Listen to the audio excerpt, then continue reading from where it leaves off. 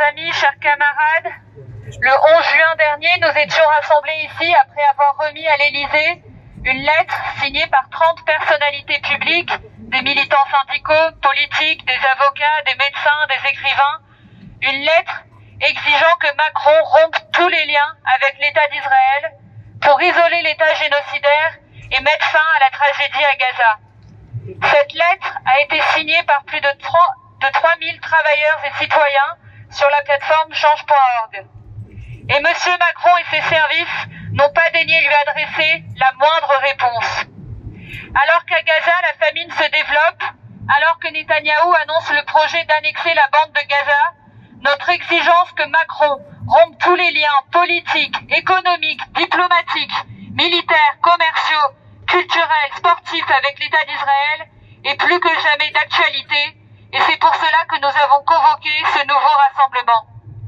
Nous tenons à signaler que des rassemblements du même type se tiennent dans de nombreuses villes en France aujourd'hui, ainsi que dans différents pays, puisqu'à la fin du mois de juin, une rencontre internationale en ligne a réuni des militants et organisations d'une quarantaine de pays différents. Il avait été proposé à cette rencontre de multiplier les initiatives pour exiger la rupture des relations de nos gouvernements avec l'État d'Israël du 6 au 9 août, date du triste 80e anniversaire des bombardements criminels d'Hiroshima et de Nagasaki. J'ai maintenant donné la parole à quelques orateurs qui reviendront sur les raisons de leur présence à ce rassemblement. Et tout d'abord la parole à Armand de l'Union juive française pour la paix. Voilà, bon ben j'espère que vous avez bien mangé des pastèques à midi. Dans le micro. Parce que ça ressemble un peu au drapeau palestinien, la pastèque, comme c'est bien connu actuellement. Alors, qu'est-ce que je voulais vous dire? D'abord, je suis venu tout seul aujourd'hui de la part de mon organisation, parce qu'on fait partie d'un rassemblement qui est appelé par Urgence Palestine à la République. Non, à la Bastille, pardon. Et il y a aussi, on a organisé un campement permanent sur la place de la Bastille, à côté du port de l'Arsenal. Donc bien sûr, je ne peux que vous inviter à venir nous voir tout à l'heure, dès qu'on pourra, si la police ne nous n'a pas enlevé nos tentes.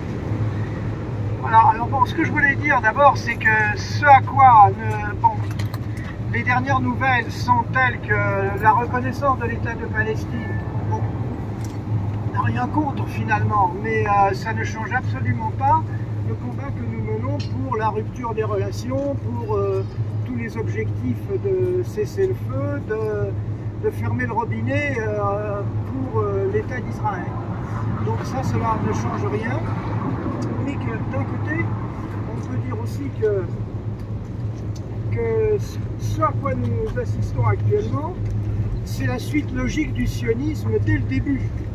Dès le début. Et d'ailleurs, j'ai trouvé quand même quelques perles qui datent de l'origine du sionisme. Et justement, je vais vous en lire quelques-unes. Théodore Herzl, le fondateur du sionisme moderne, en 1896, dans le livre L'État des Juifs, c'est le bouquin théorique du sionisme de l'époque, c'est la volonté de Dieu que nous revenions sur la terre de nos pères.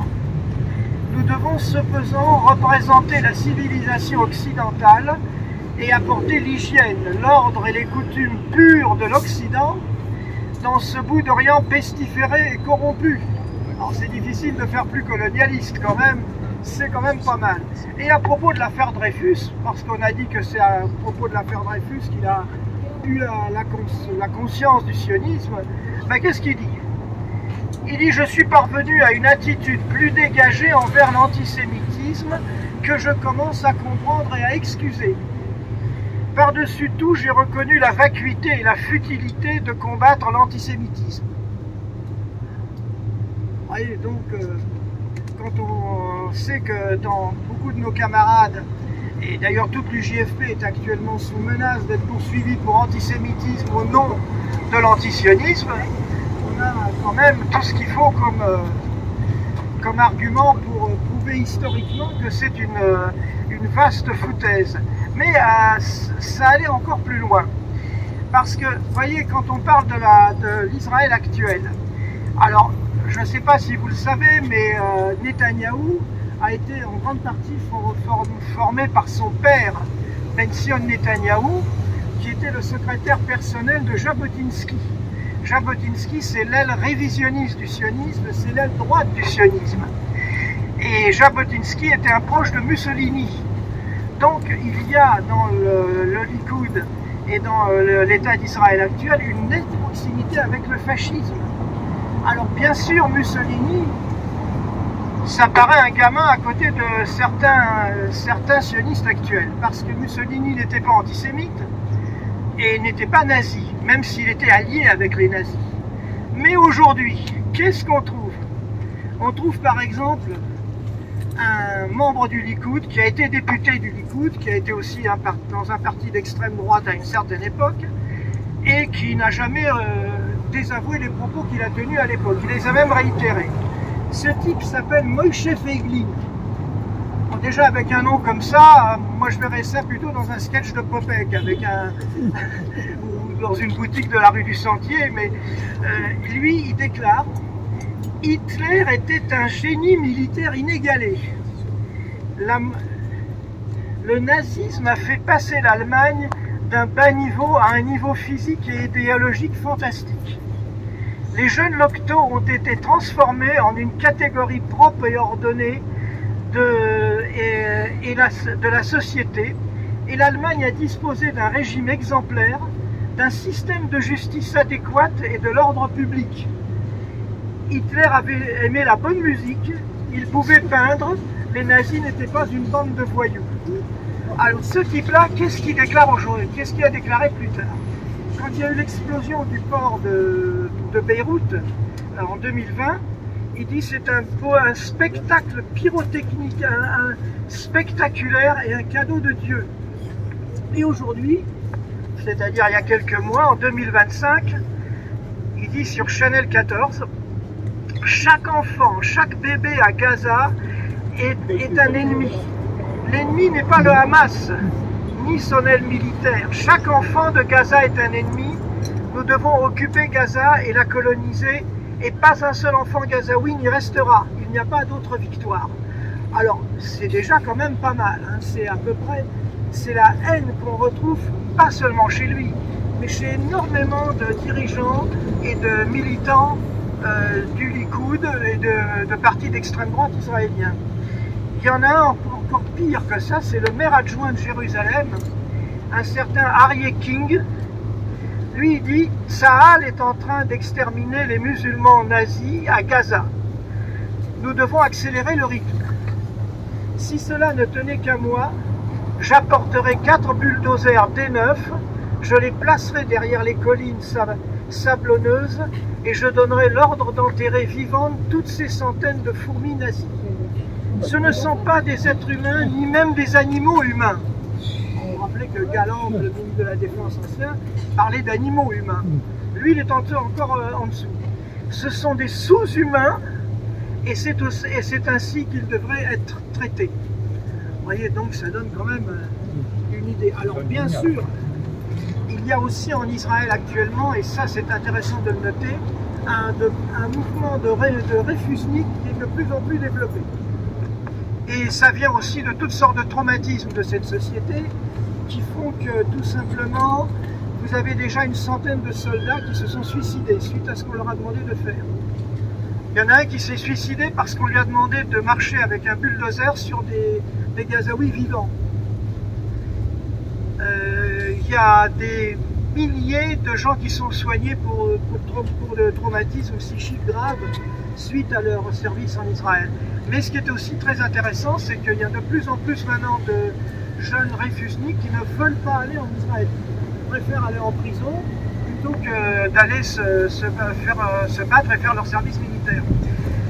Il y a aussi des anciens pilotes en réserve, parce que vous savez qu'en Israël, quand on a fait son service militaire qui est obligatoire, on reste encore mobilisable jusqu'à l'âge de 40 ans et on fait des périodes régulières. Il y a beaucoup de pilotes qui refusent de venir faire leur période. Ce sont des milliers de pilotes. Donc ce mouvement, il faut le soutenir. Et là, depuis hier, je ne sais pas si vous êtes déjà au courant, il y a aussi à Fos-sur-Mer, il y a un bateau de container d'armes pour Israël qui est bloqué par les dockers. On soutient ça. C'est la deuxième fois que ça se passe. Alors bien sûr, on se bat pour soutenir le plus possible et les réfugiés et les dockers qui refusent de charger. Et bien sûr, tout ce que nous demandons et les objectifs sur lesquels nous nous battons actuellement, c'est tout simplement les sanctions. Les sanctions, c'est donc rappel de l'ambassadeur de France en Israël et expulsion de l'ambassadeur israélien de France. L'embargo immédiat sur les ventes d'armes et composants d'Israël à Israël et vice-versa, parce qu'Israël vend aussi des armes. C'est même un grand spécialiste, notamment des armes de répression pour la police. Intervention auprès de l'Union européenne avec la coordination européenne des comités et associations pour la Palestine, exigence d'une distribution de l'aide par les organismes internationaux reconnus. Parce que l'histoire de l'aide, vous savez que quand on...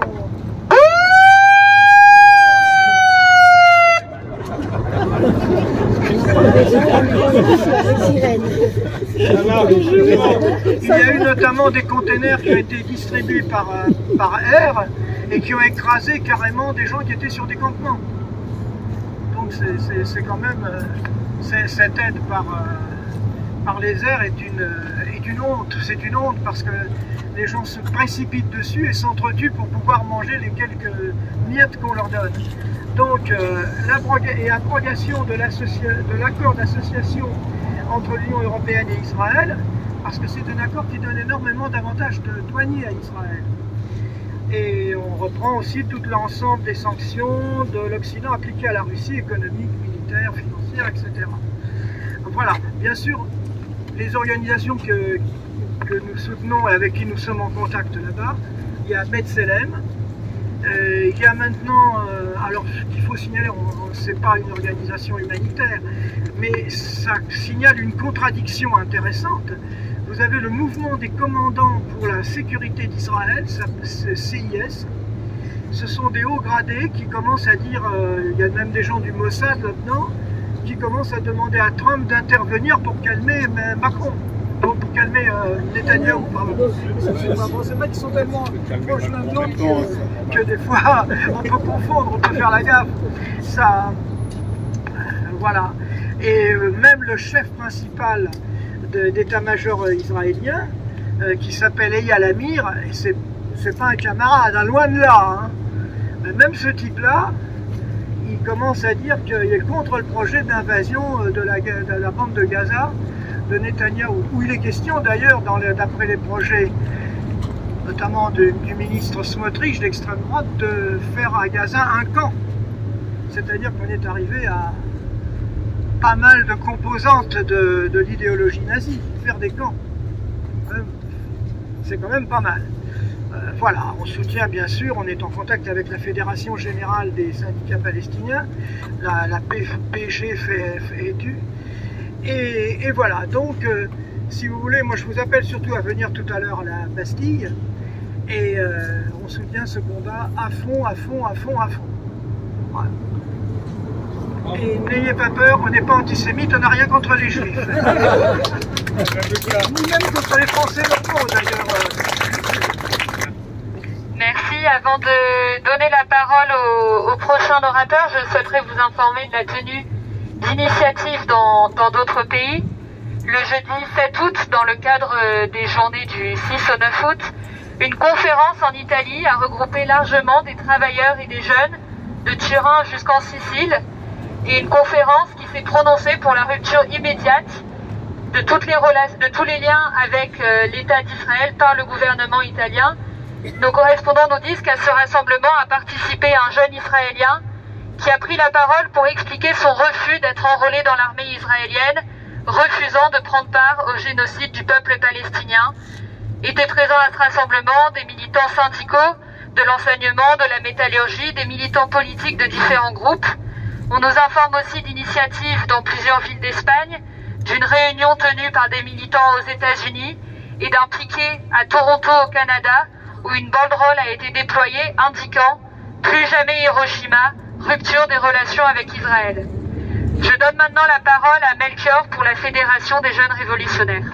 Camarades, je m'exprime au nom de la Fédération des Jeunes Révolutionnaires. Plus de 60 000 Palestiniens sont morts, majoritairement des enfants. Des centaines de milliers sont blessés sans avoir accès aux soins de base. Et les 2 millions de Gazaouis subissent la famine organisée par le gouvernement sioniste.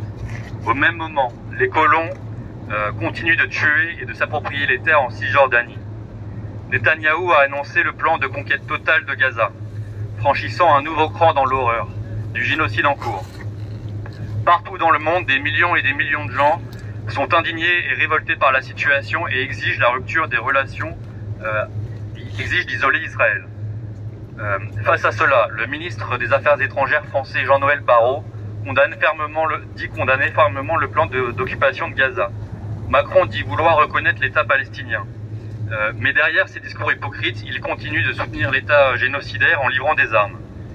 Ce même gouvernement qui s'en prend aux travailleurs et aux jeunes avec le plan de 44 milliards d'euros d'économie sur la sécurité sociale, ce gouvernement qui ferme des places à l'université, privant la jeunesse de son avenir pour financer la guerre et les livraisons d'armes.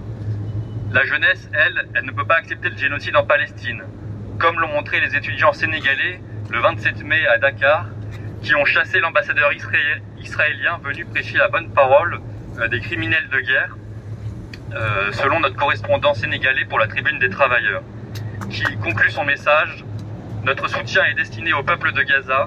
Comme l'apartheid hier, cette guerre prendra fin, mais pour cela, nous devons former un bloc solide pour en finir avec l'hypocrisie des dirigeants.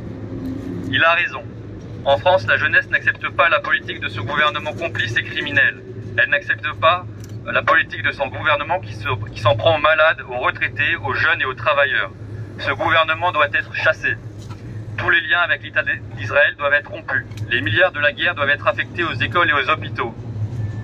Fin août, des jeunes vont se réunir dans une rencontre internationale de jeunes révolutionnaires. Cette rencontre internationale est orientée sur une ligne, l'internationalisme, autrement dit le combat contre son propre gouvernement fauteur de guerre, dans la perspective de la révolution socialiste mondiale.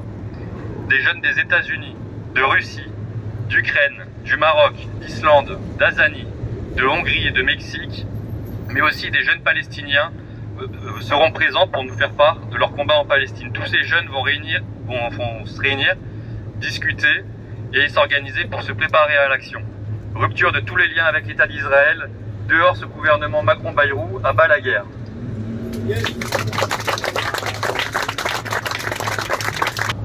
Nos correspondants du Brésil nous informent qu'à l'initiative du journaliste Breno Altman et du site d'information Opera Mundi, que des rassemblements regroupant militants politiques et syndicaux auront lieu aujourd'hui à Sao Paulo, à Porto Alegre et à Florianópolis pour exiger du gouvernement Lula qu'il prenne des sanctions contre l'État d'Israël. Les organisateurs de ces rassemblements rappellent qu'au Brésil, le 9 août est aussi le 40e anniversaire des sanctions économiques du gouvernement brésilien contre le régime d'apartheid en Afrique du Sud. Et en Afrique du Sud, justement, nos correspondants nous informent du lancement d'une pétition adressée au président Ramaphosa et au ministre des Affaires étrangères. Une pétition intitulée « Nous exigeons du président Ramaphosa la fermeture immédiate de l'ambassade génocidaire ».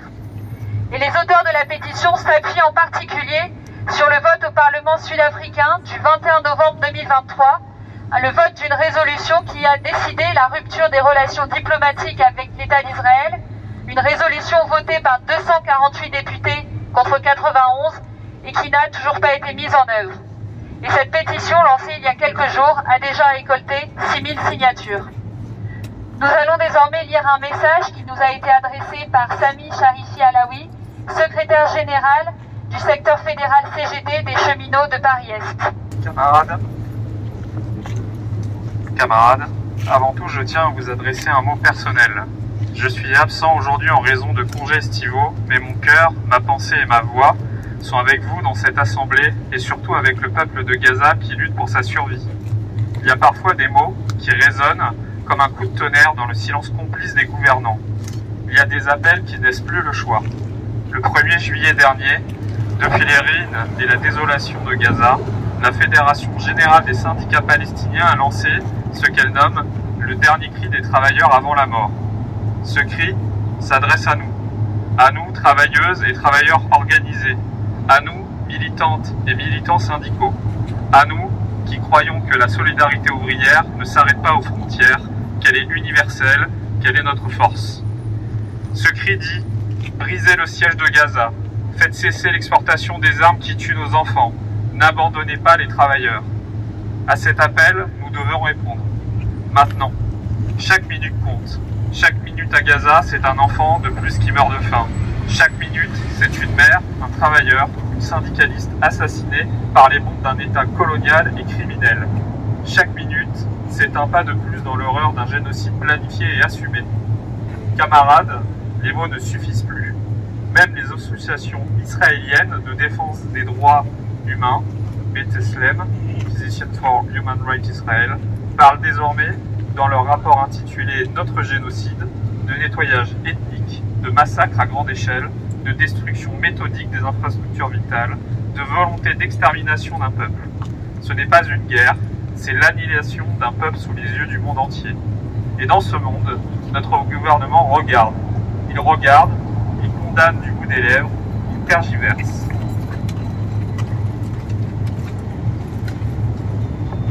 Mais il ne rompt pas les liens.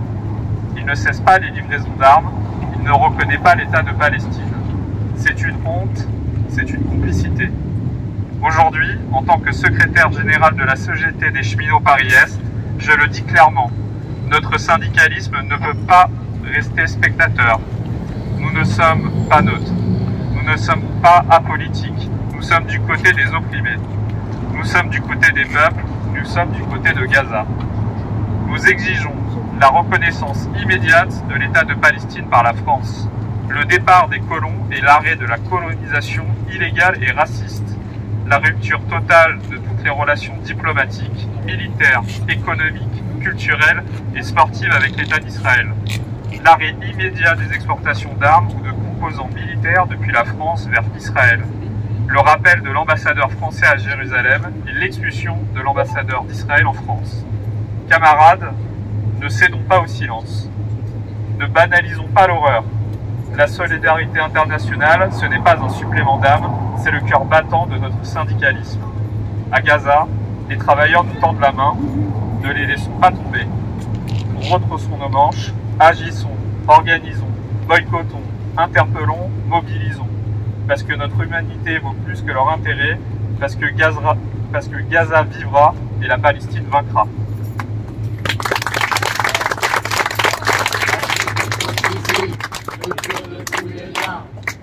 Les assassins. On nous informe aussi en Islande d'une manifestation tenue il y a quelques jours à Reykjavik dans laquelle l'exigence de la rupture des relations avec Israël a été portée. Nos correspondants nous signalent qu'au Mexique, une lettre ouverte à la première ministre Claudia Sheinbaum pour qu'elle rompe les relations avec Israël après ses déclarations contre le génocide a été lancée. Et une délégation de militants et de travailleurs, de jeunes, se rend aujourd'hui au ministère des Affaires étrangères pour la porter. On nous informe aussi du Maroc qu'il y a 3 jours, à nouveau, les dockers du port de Casablanca se sont mobilisés pour bloquer des cargos d'armes américaines à destination de l'État d'Israël. Les manifestants, présents par milliers, ont repris les mots d'ordre principaux de toutes les gigantesques manifestations qui ont lieu au Maroc depuis quelques mois, à savoir l'arrêt de la normalisation des relations avec l'État d'Israël. Je donne désormais la parole à Dominique Ferré pour le Parti des Travailleurs. Bien, chers amis, chers camarades, le Parti des Travailleurs était bien entendu présent le 11 juin dernier, lorsqu'au nom de plus de 30 militants, députés, maires, responsables syndicaux, médecins, avocats, personnalités diverses, a été portée à quelques mètres d'ici à l'Élysée une lettre exigeant de Macron qu'il rompe immédiatement toutes les relations avec l'État génocidaire. Et bien entendu, le Parti des Travailleurs est présent aujourd'hui à ce rassemblement et il le sera à tout rassemblement pour qu'enfin notre gouvernement rompe avec les assassins.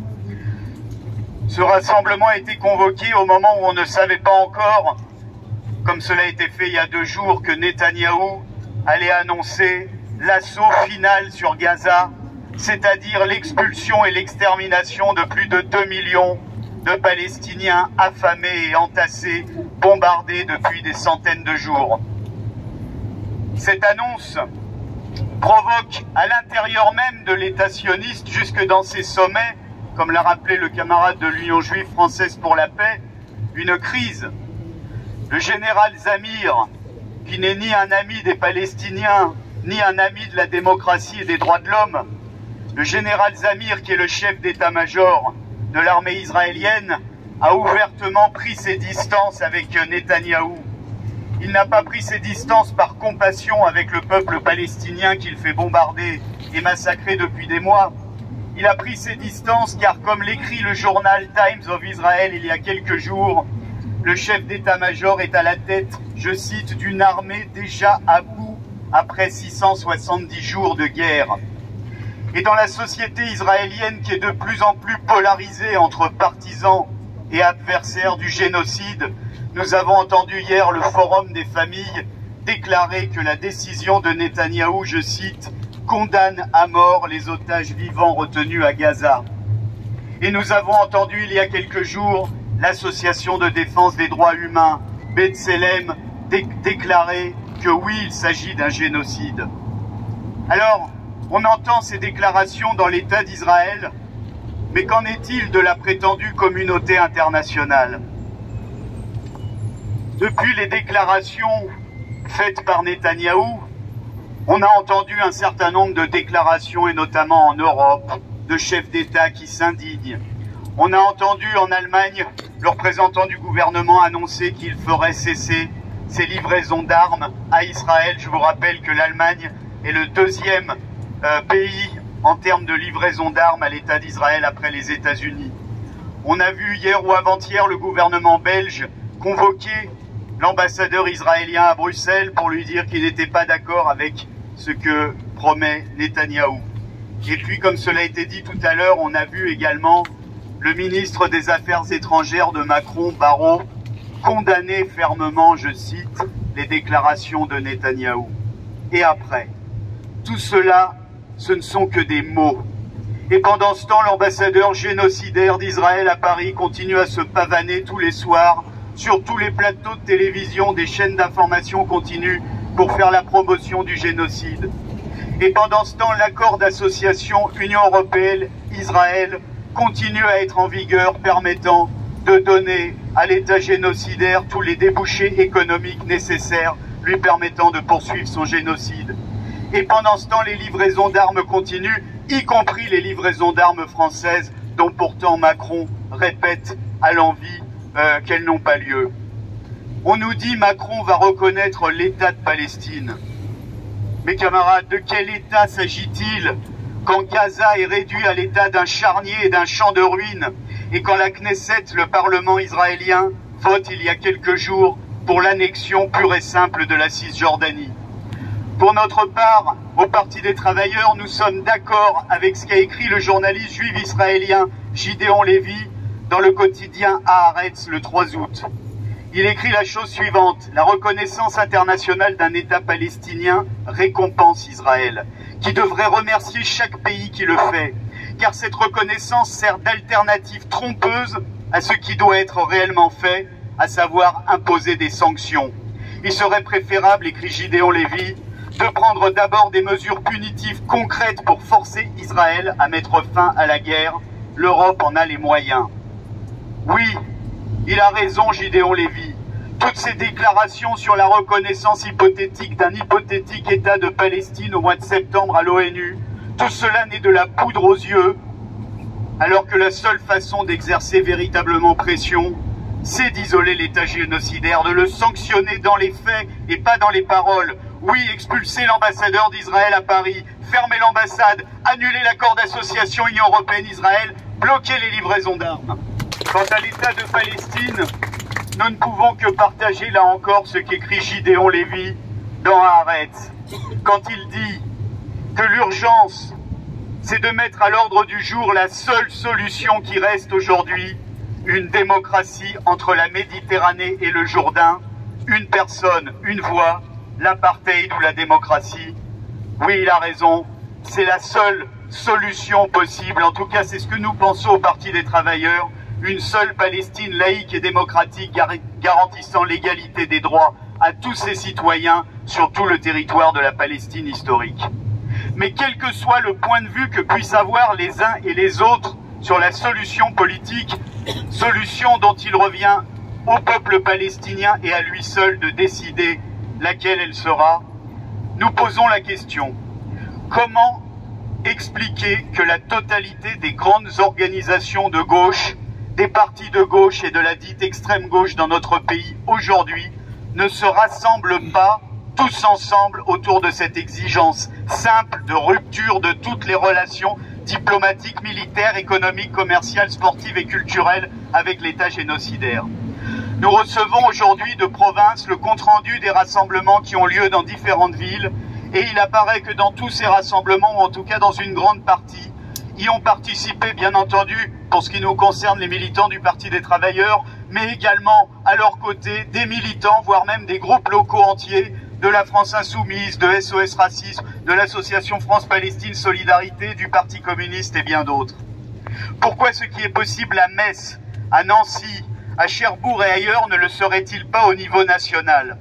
Il y a quelques jours, soucieux que l'unité la plus large puisse se constituer pour la rupture de toutes les relations avec l'État d'Israël, le Parti des Travailleurs s'est adressé à toutes les grandes organisations de gauche et de la dite extrême gauche, au Parti Socialiste, au Parti Communiste, à la France Insoumise, au 2NPA, à Lutte Ouvrière, à Révolution Permanente et à bien d'autres, pour leur dire: si vous partagez l'exigence qui sera au centre du rassemblement du 9 août à Paris, à quelques mètres de l'Élysée, vous y êtes non seulement les bienvenus, mais vous y prendrez la parole, car rien n'est plus important que de se rassembler le plus largement possible pour sauver la vie de plus de 2 millions de Palestiniens aujourd'hui menacés directement par l'offensive de Netanyahou. Eh bien, camarades, depuis que ce mail a été envoyé, il n'a reçu absolument aucune réponse. Comment comprendre ce silence? Qu'est-ce qui gêne dans l'exigence auprès de Macron qu'il rompe toutes ses relations? Est-ce que c'est l'exigence de rupture des relations? Est-ce que c'est de s'adresser à Macron qui gêne? Faudrait-il exonérer Macron de ses responsabilités, de sa complicité avec l'État génocidaire? Alors nous le répétons, il n'est pas trop tard. Les grands partis de gauche ont accès aux grands médias, ils ont des groupes parlementaires, ils ont un réseau de dizaines de milliers de maires, de conseillers municipaux, et en particulier dans la région parisienne, où ils contrôlent des centaines et des centaines de communes. S'ils le veulent, s'ils le décident, ils peuvent décider demain de convoquer et d'organiser la manifestation de centaines et de centaines de milliers de travailleurs et jeunes à Paris, pour exiger de Macron la rupture de toutes les relations avec l'État génocidaire, pour sauver la vie de plus de 2 millions de Palestiniens. Aucun travailleur, aucun jeune, aucun démocrate ne comprendrait qu'ils ne prennent pas cette responsabilité. Pour sa part, le Parti des Travailleurs continuera, comme il le fait inlassablement, à combattre pour que l'unité se réalise, pour imposer à Macron la rupture avec l'État génocidaire, comme il combat sans relâche pour aider les conditions de l'unité des travailleurs et de leurs organisations, pour infliger une défaite à ce gouvernement et à son plan de 44 milliards d'euros de pillage de la sécurité sociale et des services publics. Je vous remercie. Macron n'a pas répondu à notre lettre, il ne nous avait pas reçus le 11 juin. À nouveau, nous nous réunissons aujourd'hui, le 9 août, pour exiger la rupture de toutes les relations politiques, économiques, militaires, diplomatiques, commerciales, culturelles, sportives avec l'État d'Israël. Et nous continuerons à le faire jusqu'à ce que cette exigence soit satisfaite. Merci à tous d'être venus, merci d'avoir participé à ce rassemblement. Le rassemblement est désormais dissous et vous pouvez vous disperser.